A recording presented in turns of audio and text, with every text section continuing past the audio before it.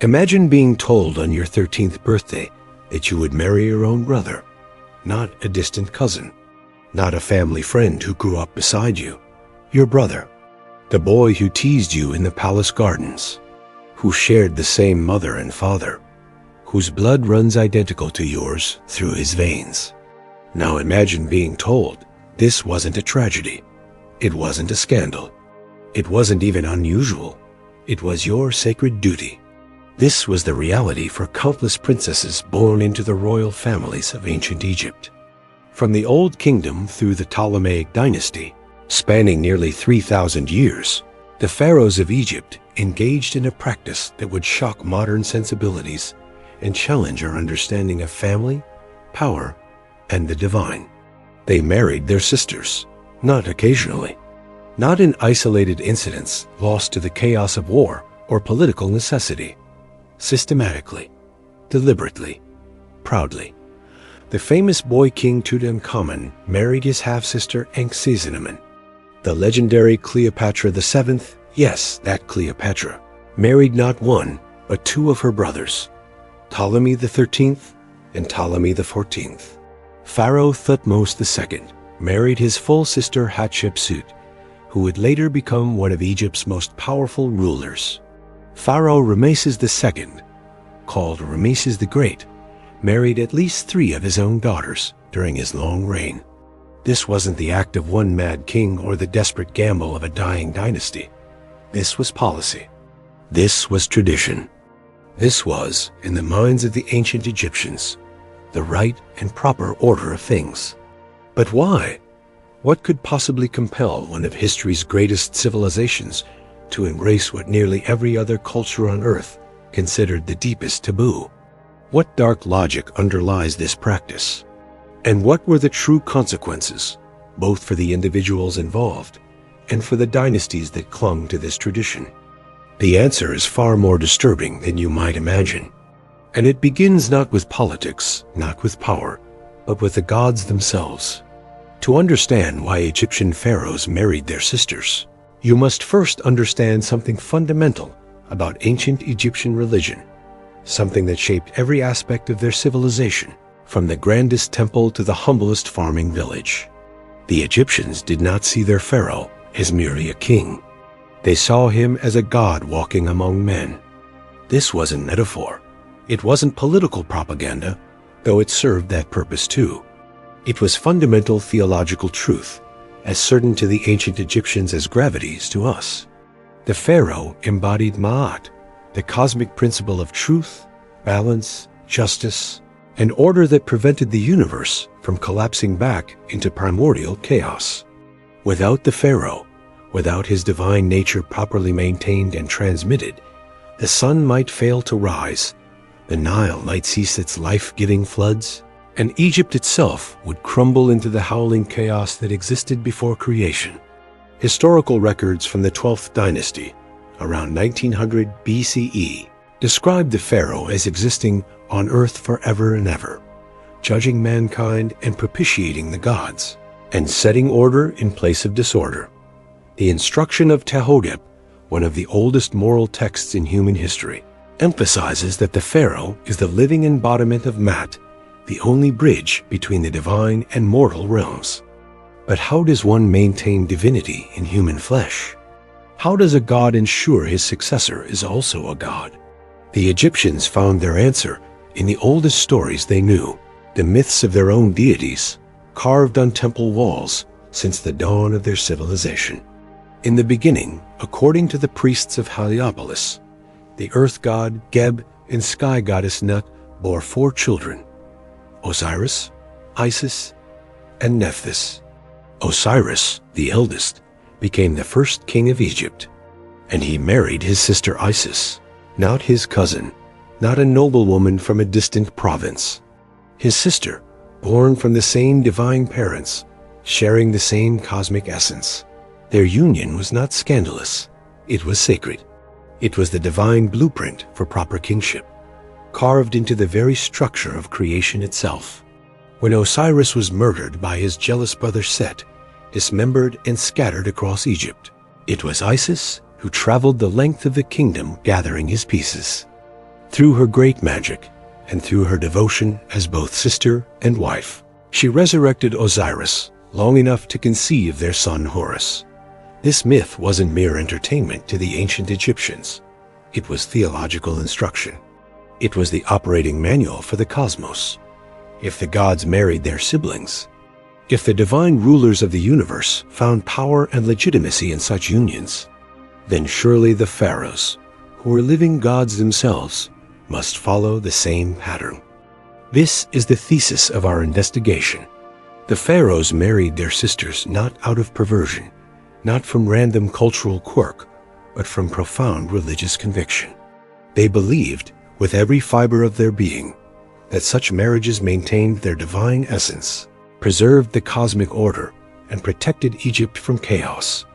But belief does not make truth, and the consequences of this conviction would echo through millennia, written in the twisted bones, and tragic deaths of royal children in dynasties that crumbled from within, in a practice that began as theology and ended as dynasty-destroying catastrophe.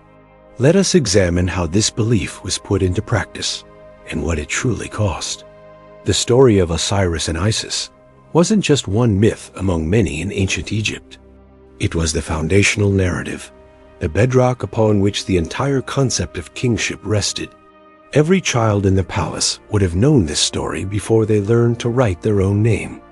The pyramid texts, carved into the burial chambers of pharaohs in the Old Kingdom around 2350 BCE, contain some of the oldest written references to this divine marriage. These texts, which rank among humanity's earliest religious literature, repeatedly invoke Isis's devotion to her brother-husband Osiris. One passage reads, "Isis comes to you. She is joyful in her love for you. Your seed is in her body, and she gives birth to Horus, her son, who is your image." Note the language. Her brother is implicit in the Egyptian understanding of their relationship. The text doesn't need to explain or justify this. It simply is, as fundamental as the Nile flowing north to the Mediterranean. But why would the gods marry siblings in the first place? The Egyptian answer comes from their cosmology, their understanding of how the universe itself came into being. In the beginning, before anything existed, there was only none, the infinite dark waters of non-existence. From this arose Adam, the self-created God who existed alone. Being alone, Adam could not procreate in the normal way. So he produced the first divine couple from his own substance, Shu, who was air, and Tefnut, who was moisture. Being born from the same source, they were essentially siblings. Yet they married and produced Geb, the earth, and Nut, the sky. Geb and Nut, also siblings, married despite their father Shu's disapproval. So passionate was their union that Shu had to physically separate them, creating the space between earth and sky. But not before Nut became pregnant with 5 children, born on the 5 epigomenal days that fell outside the regular Egyptian calendar. Day 1, Osiris. Day 2, Horus the Elder. Day 3, Set. Day 4, Isis. Day 5, Nephthys. Osiris and Isis married. Set and Nephthys married. Do you see the pattern emerging? The very structure of creation itself was built on unions between siblings. The fundamental forces of the cosmos, earth and sky, air and moisture, came from sibling marriages. This wasn't corruption of the natural order. This was the natural order at its most fundamental level. For the ancient Egyptians, this created an unassailable theological argument. If the gods who created and maintain reality itself marry their siblings, if Osiris, the first king and lord of the afterlife, married his sister, if Horus, the divine prototype for all pharaohs, was the product of a sibling, marriage, then pharaohs who are living gods must follow this same pattern. From childhood, royal children were educated in these myths. The relationship between Osiris and Isis wasn't taught as historical fact, but as cosmic truth, as real as the sun crossing the sky, as undeniable as death itself. Ancient Egyptian educational texts survive to this day. The instruction of Ptahhotep, dating to around 2400 BCE, emphasizes the importance of Ma'at, cosmic order, in every aspect of life. While it doesn't explicitly mention sibling marriage, that would have been too mundane to warrant discussion. It establishes the principle that Egyptians must follow divine precedent in all things. Temple inscriptions from Karnak, dating to the New Kingdom, explicitly connect pharaonic marriages to divine models. One inscription honoring Amenhotep III states, "He appears upon the throne of Horus as a living god, as Osiris appeared before him." The Westcar Papyrus, from the Middle Kingdom around 1700 BCE, includes a story where Isis acts as a midwife for the birth of 3 future kings. She names each child as they are born, demonstrating her power over the royal succession itself. The text presents Isis as having authority over human kings, she who is both sister and wife to the divine King Osiris. But the most explicit connection comes from the Ptolemaic period, when Greek rulers who'd conquered Egypt adopted Egyptian customs with propagandistic enthusiasm. Ptolemy II took the throne name Philadelphos, which translates directly as sibling lover. He didn't hide this union with his sister Arsinoe II. He proclaimed it. He built temples celebrating it. He minted coins showing their joint profile. Why? Because he understood that in Egyptian theology, such a marriage didn't diminish his status. It elevated him. It proved he was more than a foreign conqueror. It demonstrated he understood the divine pattern. It showed he was, in essence, Osiris reborn to rule Egypt. The cult of the sibling gods, statues showing Ptolemy II and Arsinoe II, depicted as Osiris and Isis, spread throughout Egypt. When Arsinoe died, she was deified and worshipped as Isis the New, or Isis Arsinoe. The Greek historian Pausanias, writing in the 2nd century CE, recorded Egyptian priests explaining their religious practices to him. According to his account, the priests said, "The gods gave the pattern for human life. As Osiris married Isis, his sister, so too must those who represent the gods on earth." The Roman writer Gaius Drasicus, visiting Egypt around 60 to 50 BCE, wrote with barely concealed shock about this practice. But he noted that the Egyptians themselves saw nothing wrong with it. To them, it was sanctioned by the highest authority imaginable, the gods themselves. This was the first pillar of justification, divine precedent. The gods did it, therefore we must do it. But theology alone cannot sustain a practice across 3 millennia. There were other reasons, practical, political, and devastating in their consequences. Let us examine the second justification, the preservation of divine blood. For centuries, scholars debated whether Egyptian royal sibling marriages actually occurred or were merely symbolic designations. Perhaps sister was a term of endearment. Perhaps dynastic records were mistranslated. Those debates ended in 2010. A team of Egyptian and German researchers, led by Dr. Zahi Hawass and geneticist Dr. Karsten Pusch, conducted the most comprehensive genetic study ever performed on Egyptian royal mummies. They analyzed 11 mummies from the 18th dynasty, including the famous boy king Tutankhamun. The results were unambiguous. The DNA evidence proved, beyond any scientific doubt, that Tutankhamun's parents were full siblings, sharing both the same mother and father. Dr. Pusch, in interviews about the findings published in the Journal of the American Medical Association, stated, "We can say with certainty that Tutankhamun's parents were full siblings. The genetic fingerprinting shows they shared the same mother and father. That mother was an unidentified woman known only as the Younger Lady, a mummy found in tomb KV 35. That father was Akhenaten, the revolutionary pharaoh who'd attempted to convert Egypt to monotheism. But Tutankhamun wasn't the only one. The study revealed Akhenaten himself was likely the product of a consanguineous marriage, probably first cousins or possibly closer relatives. His parents, Amenhotep III and Queen Tai, may have shared a closer blood relationship than previously understood. The researchers identified Tutankhamun's grandfather, grandmother, father, mother, and even his two stillborn daughters, both of whom were born with severe genetic defects and didn't survive. The genetic analysis revealed the cost of this divine blood purity. Tutankhamun suffered from collar disease II, a condition causing bone necrosis, bone tissue death, in his feet. He had a pronounced clubfoot on his left foot, likely genetic in origin, which would have caused significant pain and disability. He had oligodactyly, missing bones in his toes. He had a cleft palate, though this may have been partially corrected. He carried multiple strains of malaria, suggesting a weakened immune system. And he had a fractured femur that likely became infected. 130 canes and walking sticks were found in his tomb.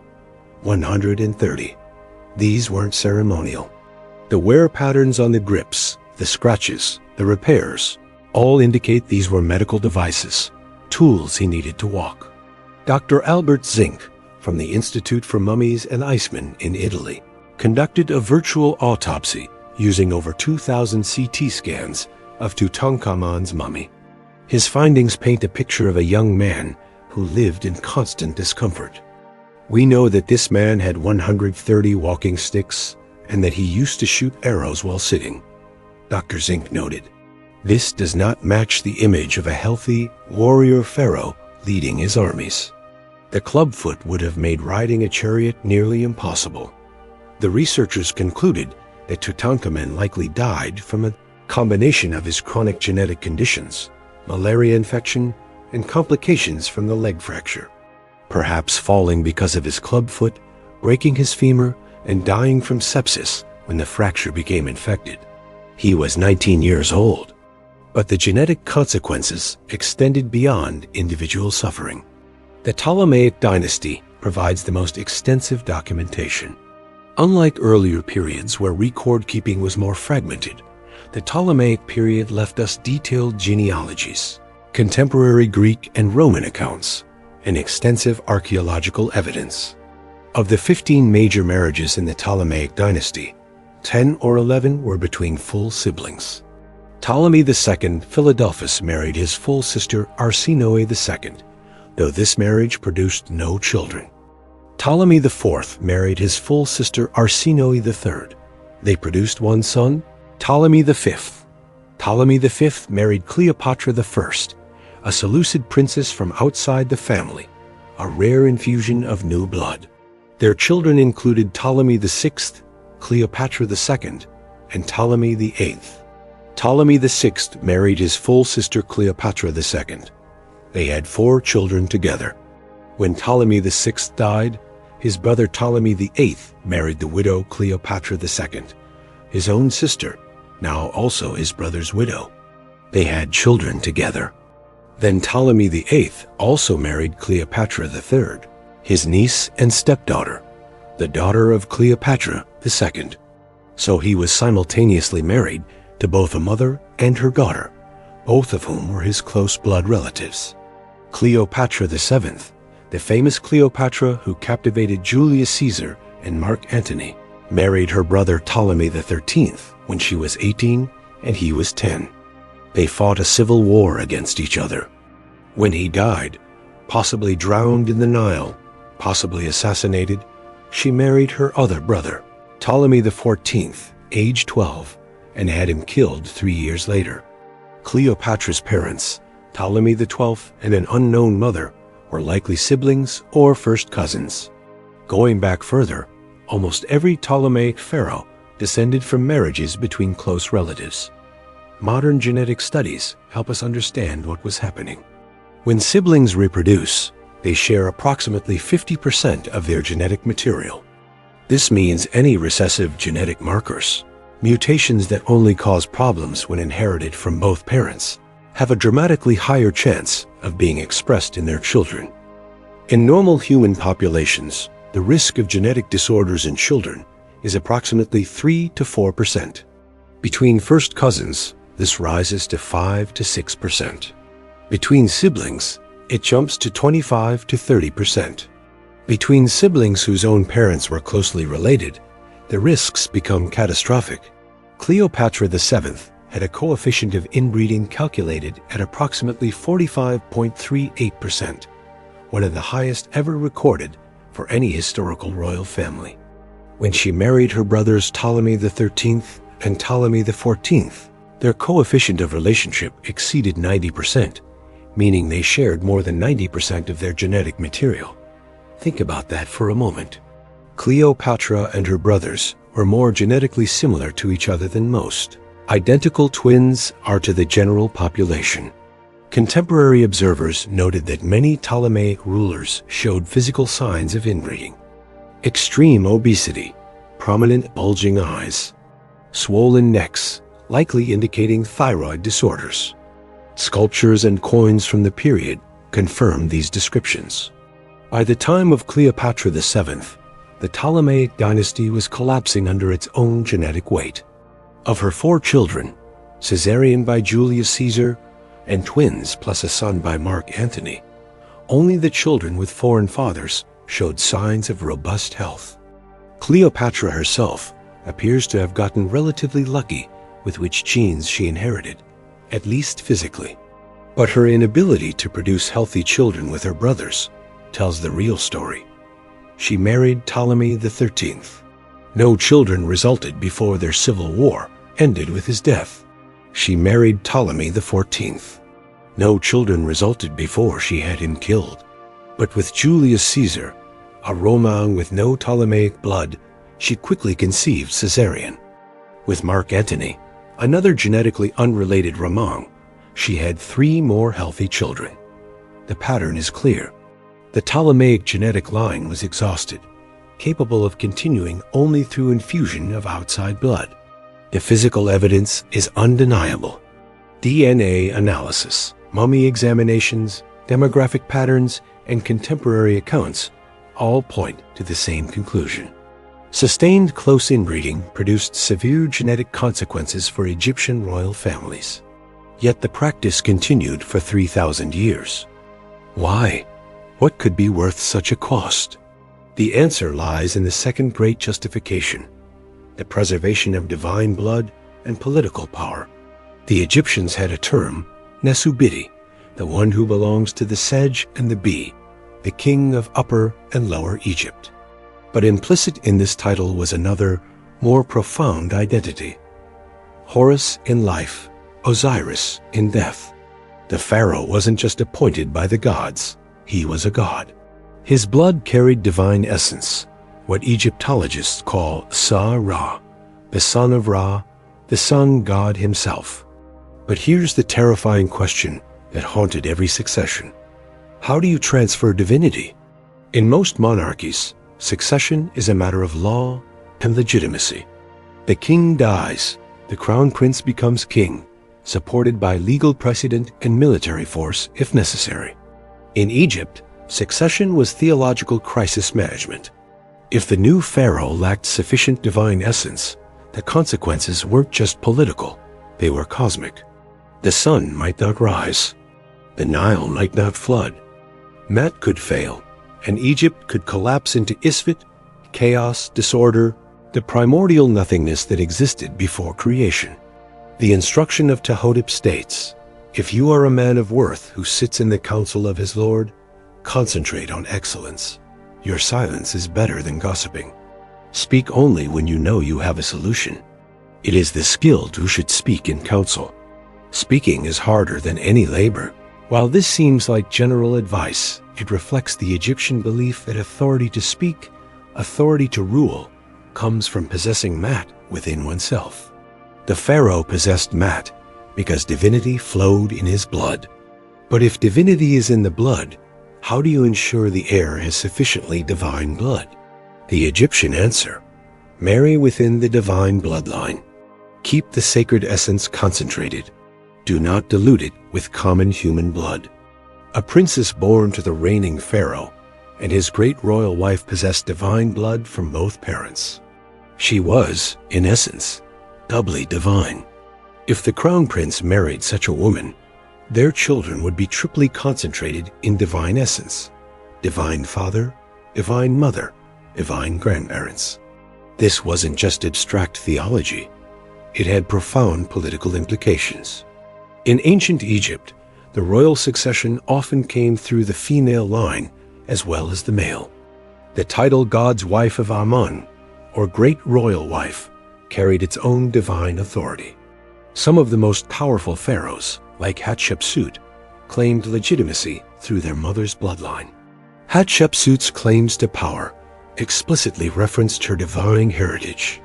Temple inscriptions at Deir el-Bahari state, "I have never slumbered through my duties, but I have restored that which had gone to ruins.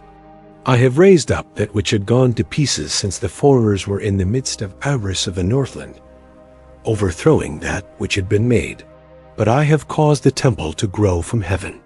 The subtext: she is legitimate because her blood is divine enough to restore, Ma'at to rebuild what was destroyed, to commune with the gods as their equal.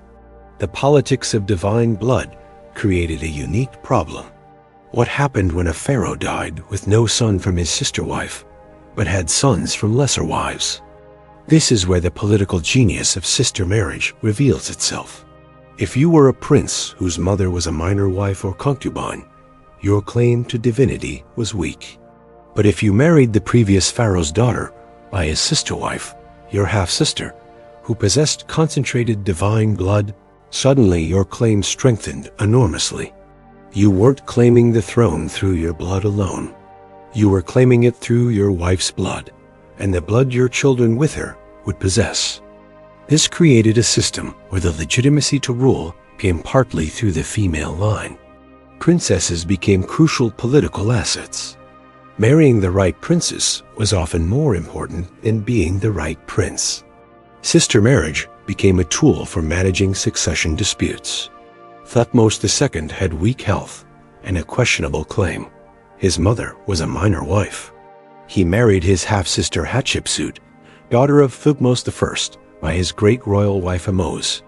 This marriage legitimized his reign.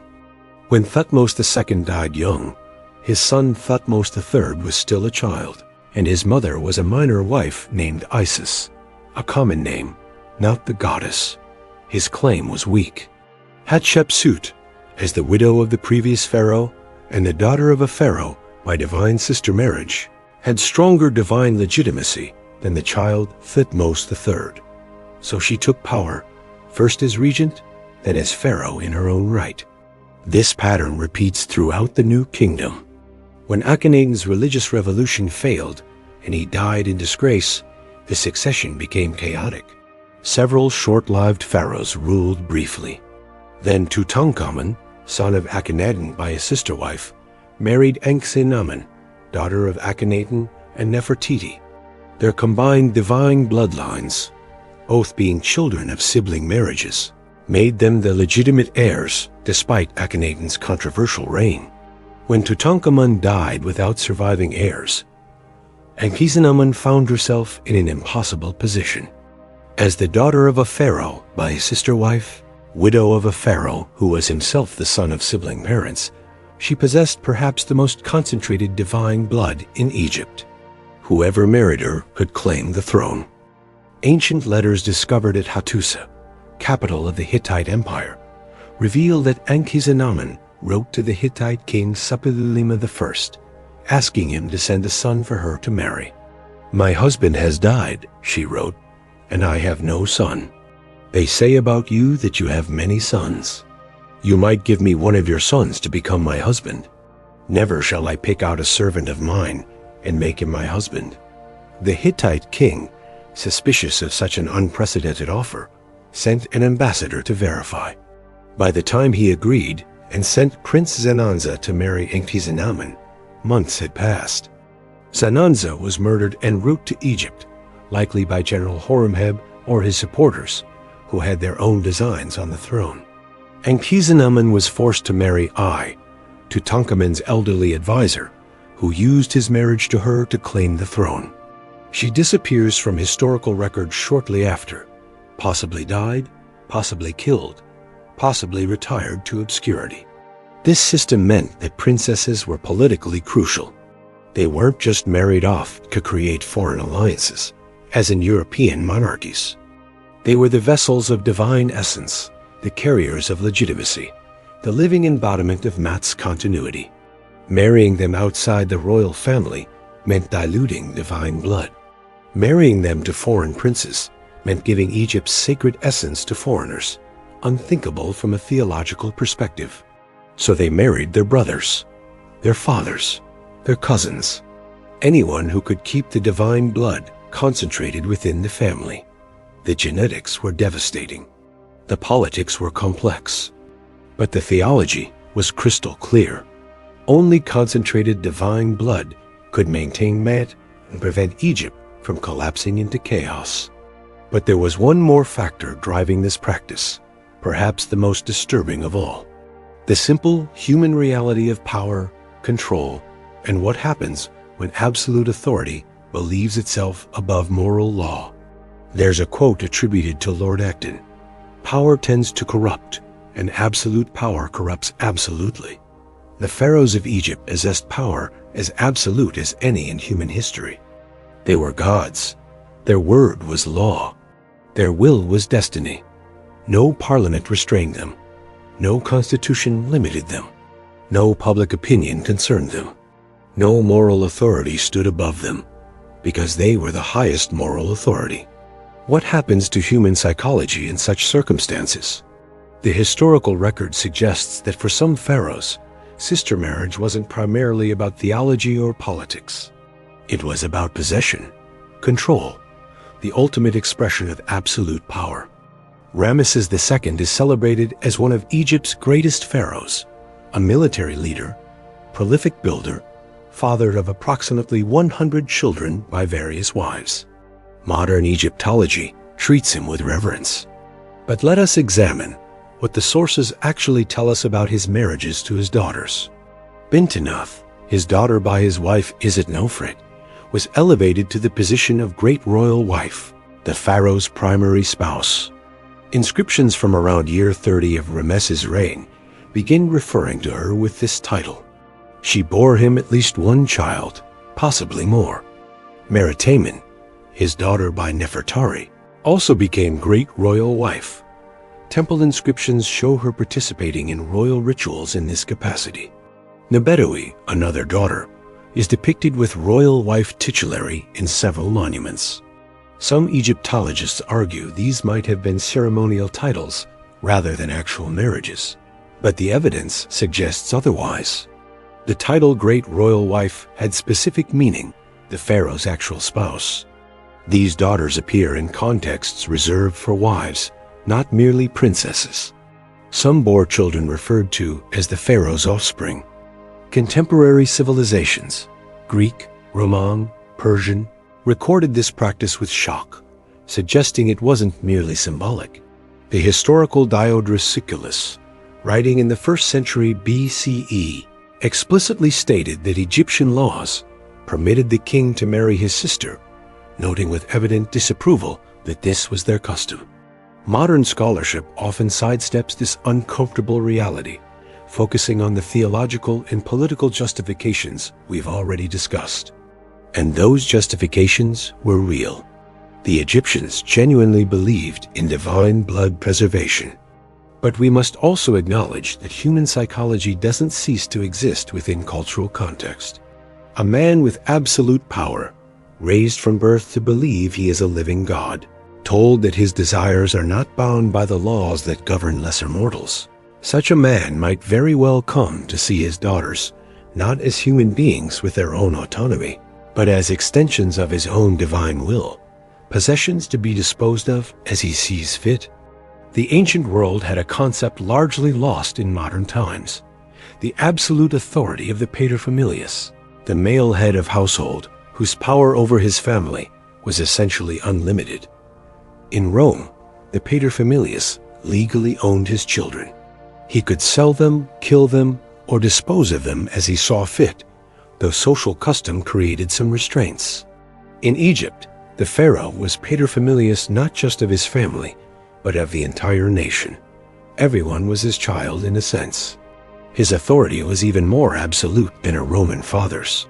When authority is this complete, when social structures provide no check on desires, when theology actively encourages seeing family members as political and genetic resources rather than as people, abuse becomes not just possible, but structurally enabled. There is one brief glimpse into a royal woman's inner life that survives. The letters from Queen Anck-Season-Amon to the Hittite king that we discussed earlier. "My husband has died, and I have no son," she wrote. "Never shall I pick out a servant of mine and make him my husband." The desperation is palpable. She's trying to avoid being married off to Ai, her grandfather and her late husband's advisor, an elderly man who would use marriage to her to claim the throne. She's trying to assert some agency, some control over her own fate by reaching out to a foreign power. It's a Hail Mary pass, and it fails. A Hittite prince is murdered before reaching Egypt. She ends up married to Ai anyway. Then she disappears from history. We should be careful not to impose modern Western concepts of individual autonomy and consent onto ancient cultures that had very different frameworks. The ancient Egyptians genuinely operated within a different moral universe, where divine blood purity and cosmic order took precedence over individual choice. But we should equally be careful not to romanticize these practices or explain away their human cost. These were real people. The princesses who married their brothers and fathers. The princes who grew up knowing they would marry their sisters.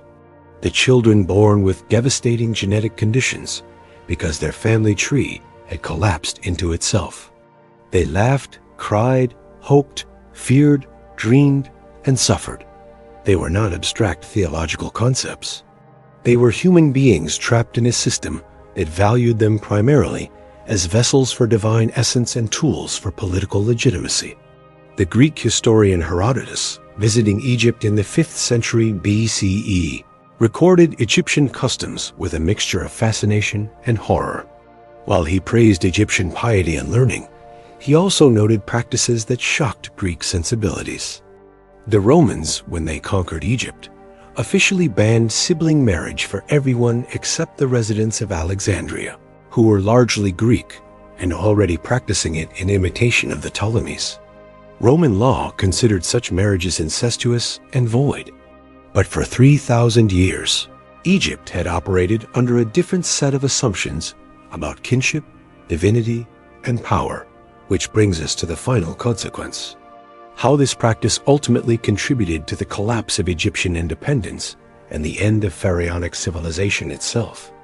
Let us return to the genetic evidence with greater specificity, because the story it tells is devastating. The 2010 study, led by Dr. Zahi Hawass, examined the genetic profiles of 11 royal mummies from the 18th dynasty, spanning approximately 100 years of Egyptian history. They used STR analysis, short tandem repeat analysis, the same DNA fingerprinting technique used in modern criminal investigations, to determine familial relationships with extremely high confidence. The results revealed a family tree that had collapsed in on itself. Amenhotep III married Queen Tai, possibly cousins. Their son Akhenaten married Nefertari, possibly related, sources unclear. Akhenaten also married his full sister, known as the Younger Lady. Tutankhamun, son of Akhenaten and his sister, married his half-sister Anck-Season-Amon.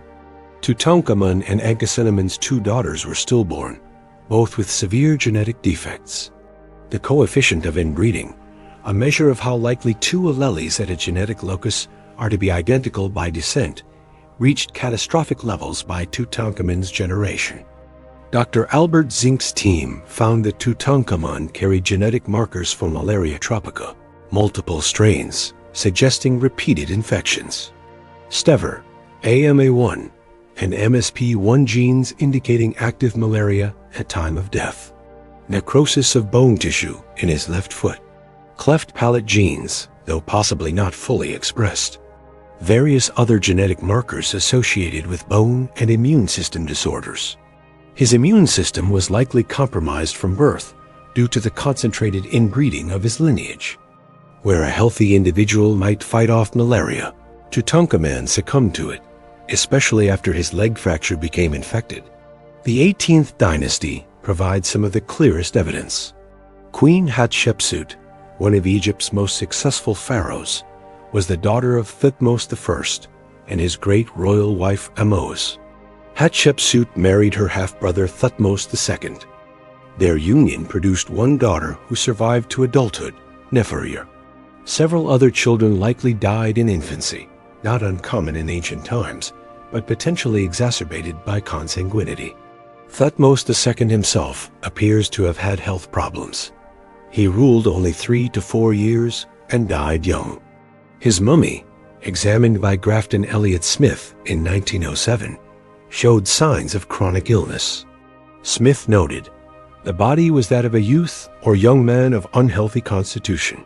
Amenhotep II, son of Thutmose III by a non-royal wife. Rare genetic diversity was described in contemporary accounts as exceptionally strong and athletic, a vigorous warrior pharaoh. His mummy, discovered well preserved, shows a powerfully built man who lived into his 50s or 60s. But his son Thutmose IV, whose mother was a royal princess, likely related by blood, left behind a mummy showing signs of illness. Thutmose IV's reign saw little military activity, possibly because the pharaoh was physically unable to campaign. The pattern repeats. When pharaohs married outside the immediate royal family, their children showed greater vitality. When they married sisters or daughters, the offspring showed increasing health problems. Ramesses II himself married at least 3 of his own daughters, Bintinith, Meritemen, and Nebedowi, after they reached maturity. While some scholars debate whether these were ceremonial titles rather than actual marriages, contemporary inscriptions refer to these daughters as Great Royal Wife, the title reserved for the pharaoh's actual spouses. Children from these father-daughter unions would face even more severe genetic risks than sibling marriages, as the genetic similarity is comparable. The archaeological record shows that many of Ramesses II's children died young or left no surviving offspring of their own. Of his estimated 100-plus children by various wives, the dynasty continued through Merneptah, son of a lesser wife, not the daughters he married. The physical evidence is undeniable. DNA analysis, mummy examinations, demographic patterns, and contemporary accounts all point to the same conclusion. Sustained close inbreeding produced severe genetic consequences for Egyptian royal families. But the most devastating genetic data comes from analyzing the entire structure of Ptolemaic inbreeding across multiple generations. When you trace backward from Cleopatra VII, born 69 BCE, looking for her great-great-grandparents, you should find 16 distinct individuals. Instead, you find only 6. The other 10 spaces in her family tree collapse into those same 6 people, appearing multiple times through repeated incest across generations. This is what geneticists call pedigree collapse, and it's catastrophic for genetic diversity. The first child-producing sibling marriage in the Ptolemaic line was between Ptolemy IV and his sister Arsinoe III, who produced Ptolemy V. From that point forward, sibling marriages became standard practice. But these marriages produced fewer surviving children per union than marriages outside the family. Infant mortality was high. Fertility problems were common. The dynasty required multiple marriages by each pharaoh to produce even 1 or 2 surviving heirs. Ptolemy VIII provides the most dramatic example of the system's dysfunction. He married his sister Cleopatra II. Then he also married Cleopatra III, his niece and stepdaughter, the daughter of Cleopatra II, while still married to the mother. He was simultaneously married to a mother and daughter who were both his close blood relatives. The resulting family produced children, but the emotional and political chaos was catastrophic. Cleopatra II rebelled against her brother husband. Civil war erupted. Ptolemy VIII reportedly killed his own son by Cleopatra II and sent the dismembered body parts to his sister wife as a birthday present. This wasn't just genetic dysfunction. It was systematic collapse, biological, psychological, political, and moral. The Ptolemaic dynasty staggered on for another century after that atrocity, but it was effectively a walking corpse. The genetic foundation had crumbled. The family dynamics had become murderous. The theological justification was being maintained through sheer momentum, while the reality it claimed to support fell apart. Modern genetic studies analyzing what happened to genetic diversity over multiple generations of sibling marriage show a clear pattern. When siblings reproduce, they share approximately 50% of their genetic material. This means any recessive genetic markers, mutations that only cause problems when inherited from both parents, have a dramatically higher chance of being expressed in their children. Each generation of sibling marriage doesn't just add risk, it multiplies it. The coefficient of inbreeding increases exponentially. By the 5th or 6th generation of sustained sibling marriage, the genetic pool has essentially collapsed. This is exactly what we see in the Ptolemaic dynasty. Early generations, with occasional infusions of outside blood, produced relatively healthy rulers. Later generations, with nearly universal sibling marriage, produced rulers with obvious physical and mental problems. Contemporary observers noted that many Ptolemaic rulers showed physical signs of inbreeding. Extreme obesity, prominent bulging eyes, swollen necks, likely indicating thyroid disorders. Sculptures and coins from the period confirm these descriptions. Modern medical researchers analyzing these symptoms have suggested that members of the Ptolemaic dynasty likely suffered from conditions like Erdheim-Chester disease or familial multifocal fibrosclerosis, multi-organ fibrotic conditions, or thyroid problems, obesity, and eye issues all occur together due to genetic factors. But Cleopatra VII's story reveals something extraordinary about genetic roulette. Despite having one of the highest coefficients of inbreeding ever recorded, she apparently avoided the worst physical consequences. Why? The answer is partly luck. Genetics is probabilistic, not deterministic. Even children of sibling marriages don't always express severe defects. Some inherit functioning copies of crucial genes. Others don't, but there may be another factor. Cleopatra VII's father, Ptolemy XII, was possibly the illegitimate son of Ptolemy IX by a non-royal mother, perhaps a Greek courtesan rather than a Ptolemaic princess. If true, this would have introduced fresh genetic material into Cleopatra's immediate lineage. Regardless of her personal genetic luck, Cleopatra's inability to produce healthy children with her brothers tells the real story. She married Ptolemy XIII. No children resulted before their civil war ended with his death. She married Ptolemy XIV.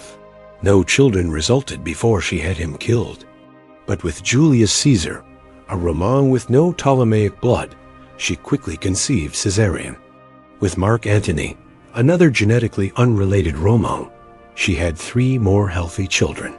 Twins Alexander Helios and Cleopatra Selene II, plus Ptolemy Philadelphus. The biological argument is clear.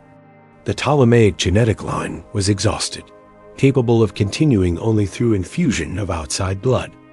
When Cleopatra VII died in 30 BCE, the Roman Emperor Octavian, soon to be Augustus, systematically executed her children by Caesar and Antony, eliminating any potential claimants to Egyptian independence.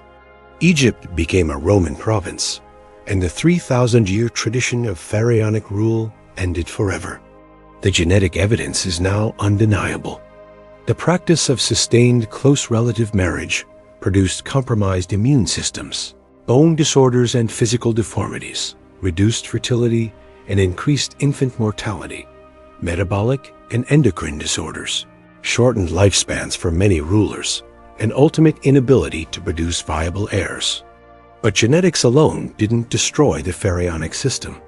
The final factor was how this practice isolated Egypt from the broader world and contributed to its conquest by foreign powers who had no such genetic constraints.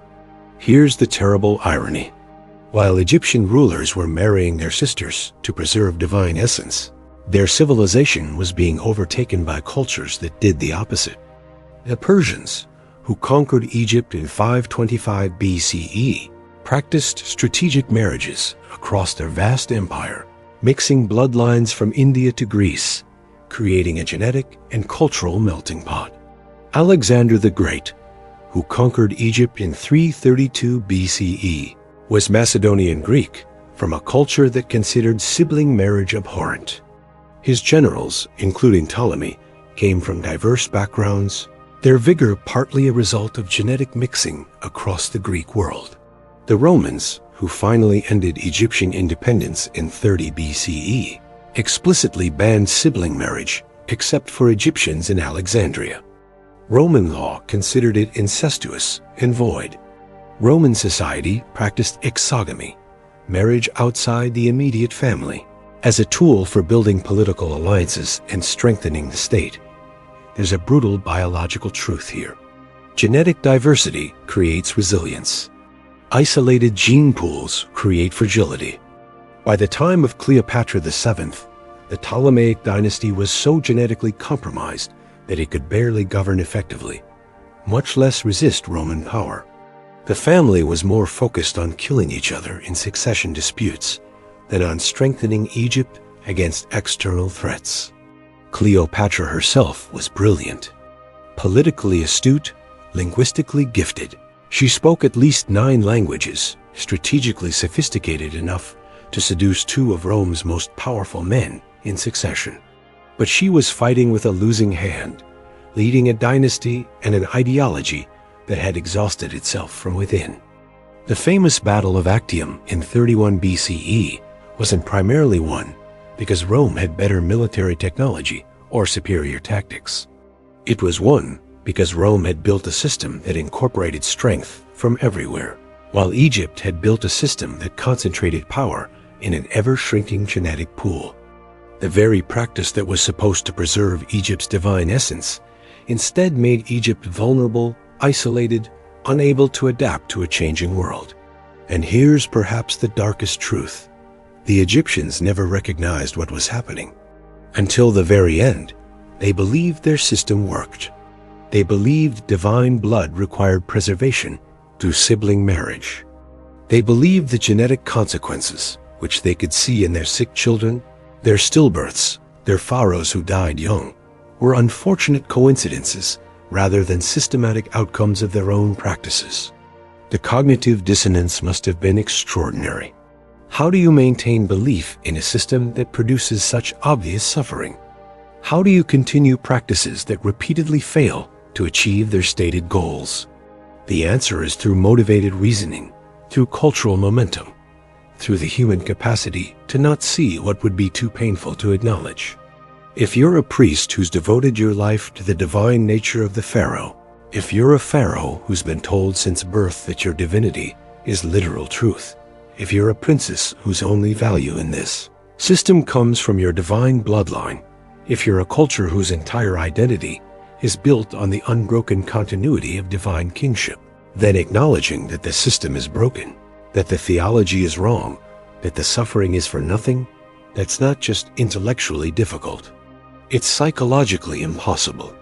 It would require dismantling your entire understanding of reality, so you don't see it. You explain away the contradictions. You blame individual failures rather than systematic problems.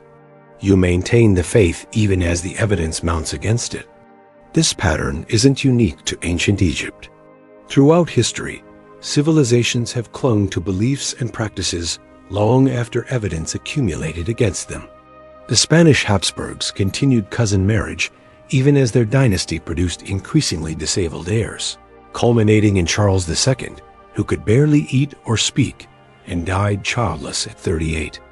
European royal families continued intermarriage well into the 20th century, producing hemophilia that affected multiple royal lines. The difference is that those dynasties eventually ended or adapted. Egypt maintained the practice for 3 millennia, longer than any other civilization, because it was so deeply embedded in their theological and political framework. For nearly 3 millennia, the pharaohs of Egypt maintained one of the longest-running civilizations in human history. They built monuments that still inspire awe 4,000 years later. They developed mathematics, medicine, literature, and administrative systems that influenced every culture that came after them.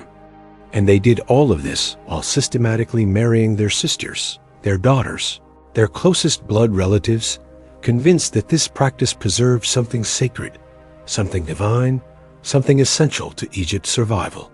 They were wrong. The practice of royal sibling marriage began with the best of intentions, or at least, intentions that made sense within Egyptian theological framework. Preserve divine blood. Maintain Mat. Prevent the cosmos from collapsing into chaos. Follow the example of the gods. Ensure legitimate succession.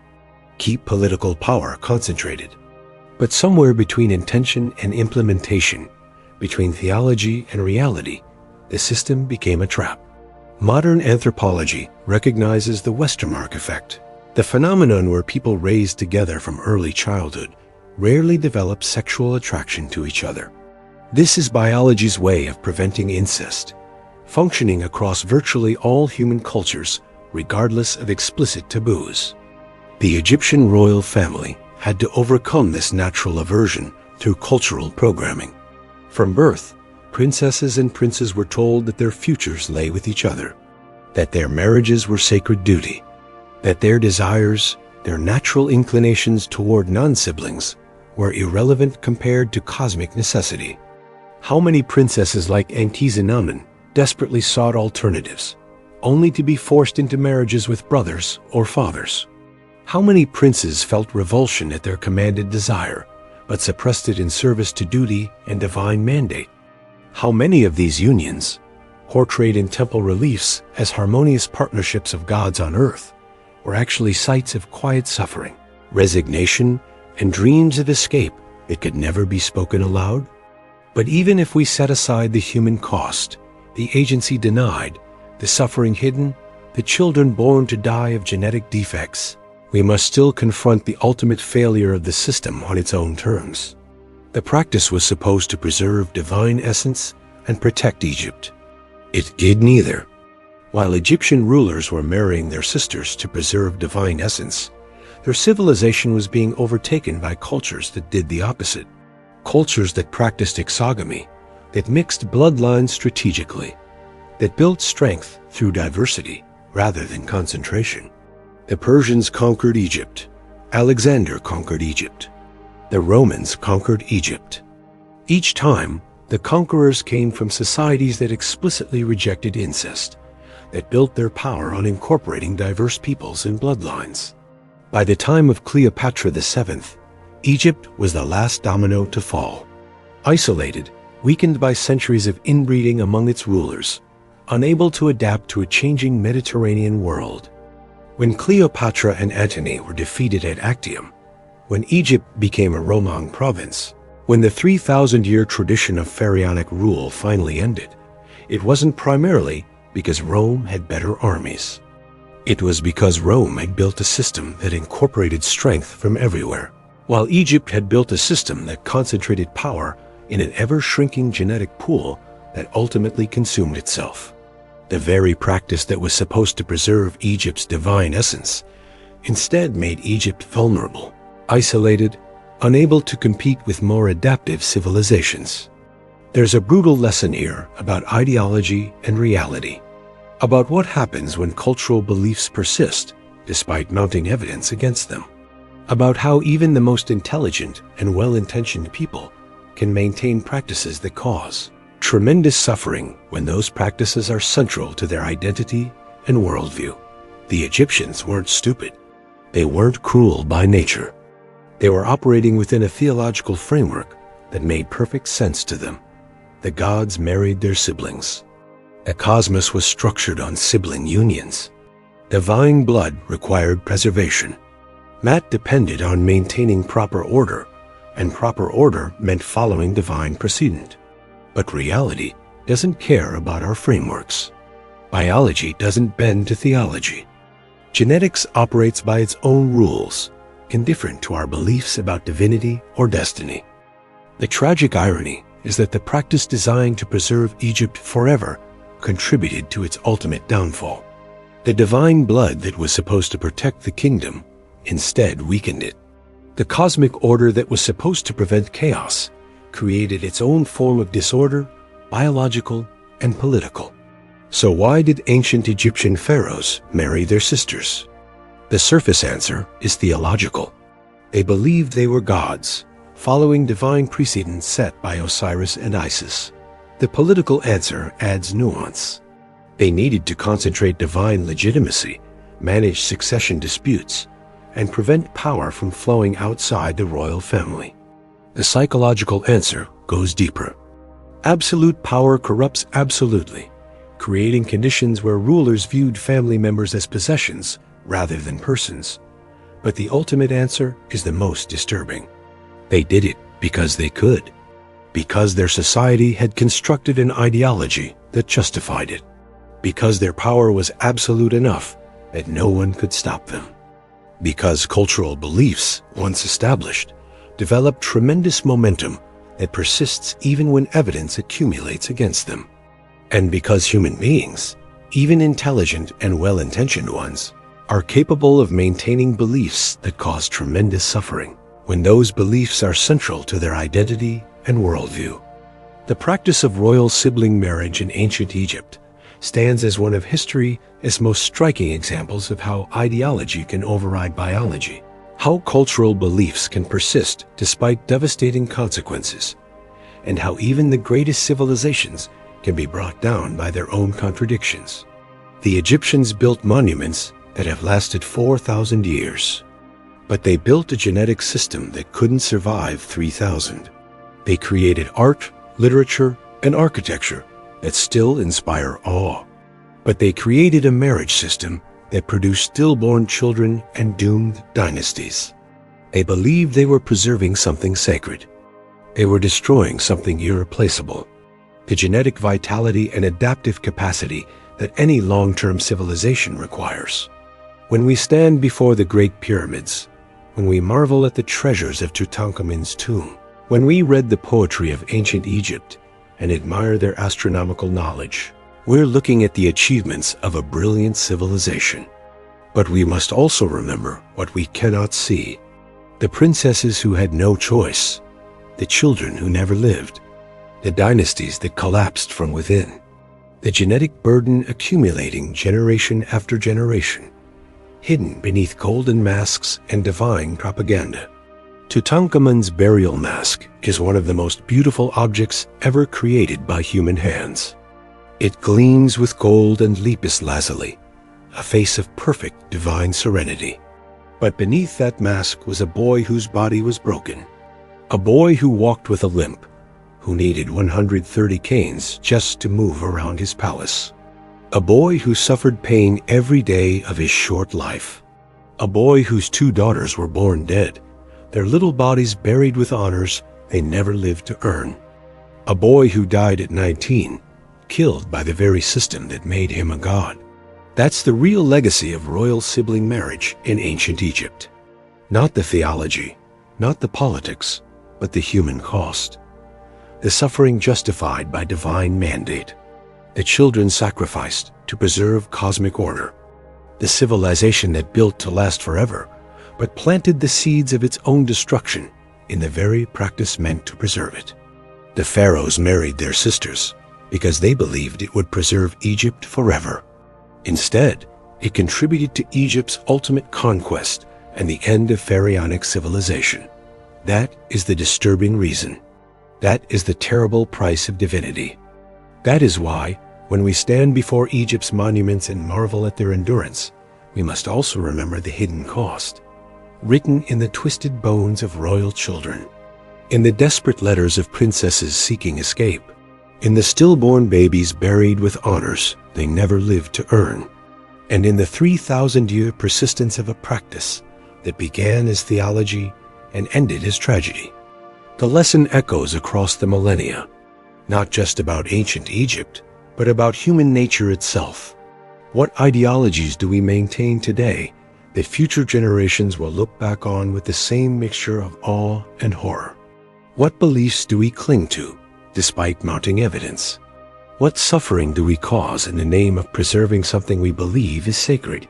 The cycle doesn't end with ancient Egypt. It only transforms. The questions remain eternal, and the price of believing ourselves above the laws of nature, above the constraints of biology, above the simple human truth that some practices cause harm, no matter how divinely we justify them, that price is written. In every civilization that has ever fallen, Egypt stood for 3,000 years, longer than any other pharaonic dynasty in history. But it fell.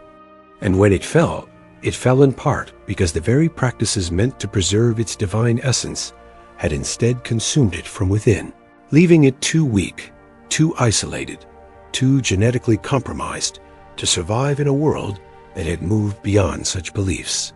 The Nile still flows. The pyramids still stand.